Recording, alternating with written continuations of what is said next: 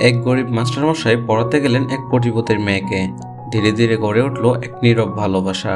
কিন্তু যখন মেয়ের বাবা তা জানতে পারলেন, তিনি অপমান করে ওই গরিব মাস্টারমশাইকে বাড়ি থেকে বের করে দিলেন। কিন্তু এরপর এমন কিছু ঘটল যা তিনি বাধ্য হলেন ওই মেয়েকে মাস্টারমশাইয়ের হাতে তুলে দিতে। কিন্তু কেন, কি এমন ঘটেছিল জানতে হলে আজকের গল্পটি একটু স্ক্রিপ্ট না করে শেষ পর্যন্ত দেখুন। সকালটা ছিল একটু ঠান্ডা, হালকা রোদ। বিজয় সাইকেল চালিয়ে যাচ্ছিল সাউথ সিটির পাশের এক রাজকীয় ফ্ল্যাটের দিকে। মাথায় ঘাম, কাঁধে বইয়ের ব্যাগ। ওর শার্টের বোতামগুলো কিছুটা ঢিলে, জুতোটা একটু ছেঁড়া হলেও পালিশ করা। ও একজন টিউশন শিক্ষক, পড়াতে পড়াতে নিজের পড়াশোনাটাও শেষ করেছে। এখন স্কুল চাকরির পরীক্ষা দেবে বলে প্রস্তুতি নিচ্ছে। সকাল বিকেল ঘুরে পড়িয়ে বেড়ায়। আজকে প্রথম দিন সে পড়াতে যাবে এক কোটিপতির বাড়ি। দরজা খুলতেই এক মহিলা চোখ তুলে তাকালেন। তুমি টিচার? জি, আমি বিজয়, কোয়েল ম্যামের টিউশন টিচার। ও এসো, ভেতরে এসো, ওই ঘরটাতে কোয়েল আছে। ঘরের ভেতরে ঢুকতেই এক মিষ্টি গলায় ডাক শুনল। তুমি কি বাংলা পড়াতে পারো? আমি কিন্তু কিছুই বুঝি না। মেয়েটার নাম কোয়েল, চুল খোপা করা, কপালে হালকা একটা টিপ, দেখতে দারুণ সুন্দর। কিন্তু চোখে ভীষণ ক্লান্তি, চোখের গভীরে যেন লুকিয়ে আছে অনেক না বলা কথা। প্রথম দিনেই কথার ভঙ্গিতে একটা আলাদা আপনত্ব ছিল, তবে আমি চুপচাপ থাকায় ভালো মনে করেছিলাম।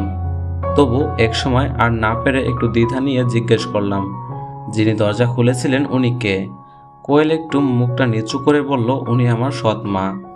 আমরা যখন 3 বছর বয়স, তখন আমার মা এক জটিল অসুখ ধরা পড়ে। বাবা অনেক চেষ্টা করেও মাকে বাঁচাতে পারেনি। তারপর আমাকে দেখভালের জন্য বাবা আবার বিয়ে করেন। এটুকু বলেই কোয়েল থেমে গেল। চোখ দুটো ছলছল করছিল, তবুও সে কান্না আটকে রাখছিল।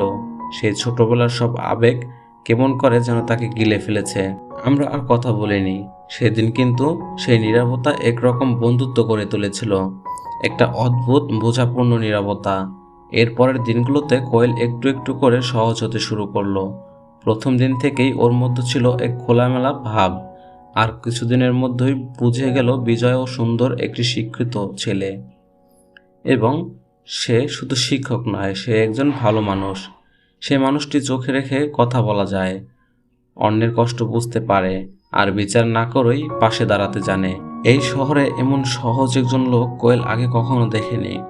কোয়েল থাকতো দক্ষিণ কলকাতার এক রাজকীয় ফ্ল্যাটে।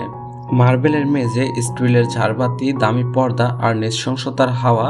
বাহিরের চাকচিকের আড়ালে তার জীবন রয়েছে পুরো এক অদৃশ্য অভাব নিয়ে। তার বাবা পরিমল সেন একজন কোটিপতি ব্যবসায়ী।